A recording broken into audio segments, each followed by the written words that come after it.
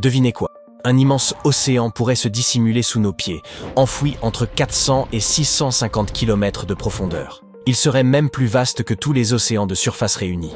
Des chercheurs, à l'écoute des séismes qui secouaient les profondeurs terrestres, ont constaté que ces vibrations ralentissaient en traversant certaines zones du manteau, signe possible de la présence d'eau. Grâce à des simulations et à des expériences, ils ont ainsi révélé l'existence d'un océan souterrain, mais il n'a rien de commun avec celui que vous imaginez. Sa nature est bien plus déroutante. Le manteau forme une épaisse strate située entre la croûte terrestre et le noyau. Il se compose d'un manteau supérieur, d'un manteau inférieur et d'une couche énigmatique entre les deux, appelée zone de transition. Dans sa partie supérieure, l'on rencontre souvent un minéral remarquable, l'olivine, nommé ainsi pour sa teinte vert-olive.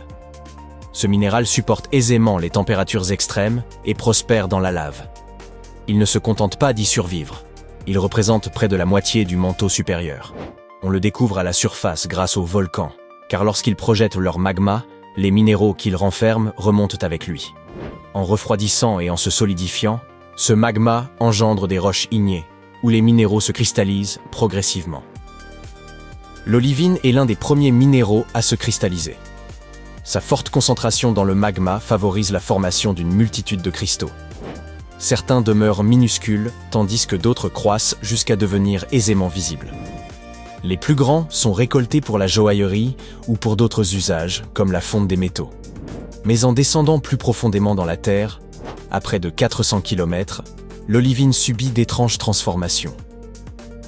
Nous atteignons alors la mystérieuse zone de transition, où la pression s'intensifie et la chaleur devient extrême. L'olivine s'y transforme en deux roches splendides, la wachsleite et la ringwoodite.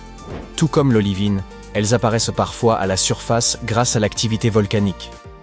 Ces pierres, d'un bleu-vert lumineux et au lustre vitreux, sont rares et de petite taille. On ne peut donc les exploiter en bijouterie et on les étudie principalement en laboratoire. Elles possèdent par ailleurs une propriété singulière. Leur structure leur permet d'absorber l'eau, un pouvoir que l'olivine ne possède pas. Il ne s'agit pas d'humidité réelle pour autant, mais d'une capacité à retenir les éléments constitutifs de l'eau, hydrogène et oxygène, dans leur réseau cristallin. Ceux-ci peuvent représenter jusqu'à environ 3% de leur masse. Ces deux minéraux jouent pourtant un rôle colossal dans la géologie terrestre. Ils influencent à la fois la conductivité électrique du manteau et sa viscosité, autrement dit sa capacité à s'écouler. Ces propriétés modifient la convection mantelique, la tectonique des plaques et même l'activité volcanique.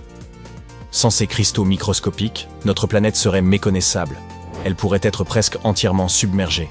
Seuls quelques sommets émergeant des flots.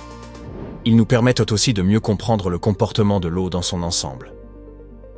La zone de transition se distingue par son caractère hydraté. C'est là qu'intervient une récente découverte majeure, l'existence d'un vaste réservoir d'eau souterrain.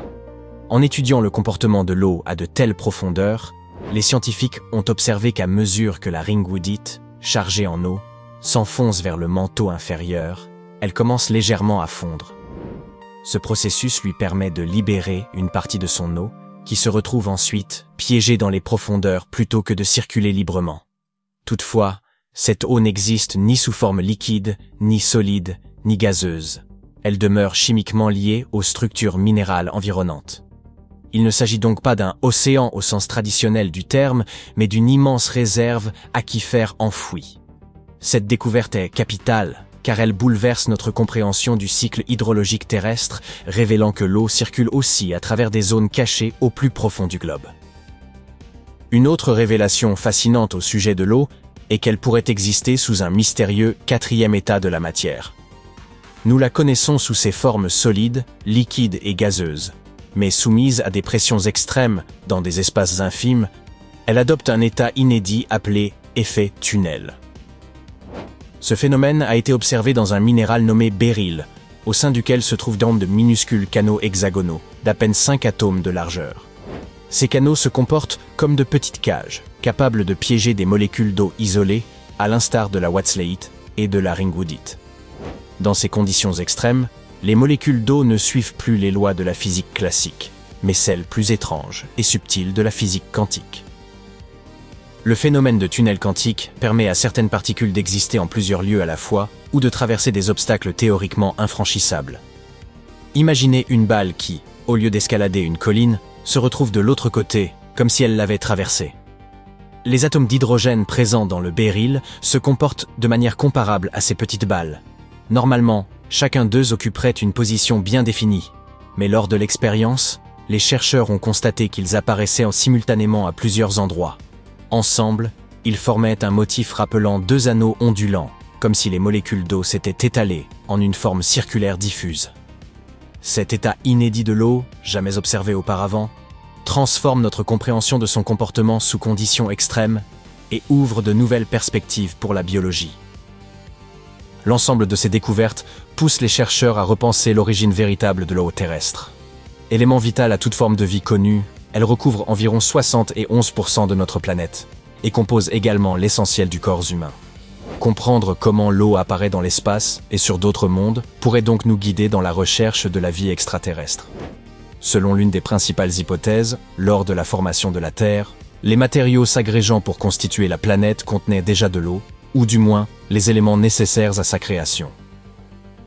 La Terre prit forme il y a environ 4,5 milliards d'années. Sous l'effet de la gravité, notre planète naissante se constitua peu à partir de poussière, de gaz et de roches en orbite autour du jeune Soleil. Ces éléments s'assemblèrent progressivement pour engendrer les planètes du système solaire. Or, les régions internes de ce nouveau système étaient alors brûlantes. Bien trop pour que l'eau subsiste à l'état liquide. Elle se serait immédiatement évaporée dans l'espace. Toutefois, il est possible qu'une partie de cette eau ait été enfermée dans les roches primitives ayant bâti la Terre. Certains de ces blocs de construction contiendraient même davantage d'hydrogène que l'ensemble de nos océans actuels, ce qui expliquerait la présence d'eau jusque dans les profondeurs terrestres. Plus tard, l'activité volcanique aurait pu libérer cette eau emprisonnée sous forme de vapeur, qui se serait alors condensée avant de retomber sous forme de pluie, remplissant notre jeune planète de mers et de lacs. Une autre hypothèse suggère qu'après la formation de la Terre, l'eau aurait été apportée par des visiteurs cosmiques gorgés d'humidité, tels que les comètes et les astéroïdes venus s'écraser sur notre planète. Jadis, le système solaire interne était un lieu tumultueux et chaotique à l'image de notre chaîne. Ha ha ha ha! Lorsque les planètes géantes modifièrent leurs orbites, un effet en chaîne s'ensuivit, connu aujourd'hui sous le nom de grand bombardement tardif. Cette période vit une pluie de blocs glacés s'abattre sur les planètes internes, dont la Terre. Pendant longtemps, les scientifiques crurent que cet épisode, accompagné de l'impact des comètes, avait constitué la principale source de notre eau. Toutefois, l'analyse chimique révéla que l'eau des comètes différait sensiblement de celle de nos océans. En revanche, l'eau contenue dans certains astéroïdes présentait une composition quasi identique à la nôtre. Certains échantillons renfermaient même des traces de matière organique. Il se pourrait aussi qu'une planète voisine nous ait prêté main forte. Il y a environ 4,5 milliards d'années, un astre de la taille de Mars, baptisé Theia, serait entré en collision avec la Terre. Ce choc cataclysmique fit fondre une partie du manteau terrestre et engendra la formation de la Lune. Peut-être Theia apportait-elle également de l'eau. Enfin, il n'est pas exclu que la Terre ait produit la sienne. Selon les lois de la chimie, l'hydrogène aurait pu réagir avec la roche en fusion des immenses océans de magma primitifs pour donner naissance aux premières mers. Il est d'ailleurs possible que tous ces scénarios soient avérés et que l'eau terrestre provienne de plusieurs sources. Ceci rend nos recherches plus ardues, mais révèle à quel point l'eau se montre versatile dans l'univers.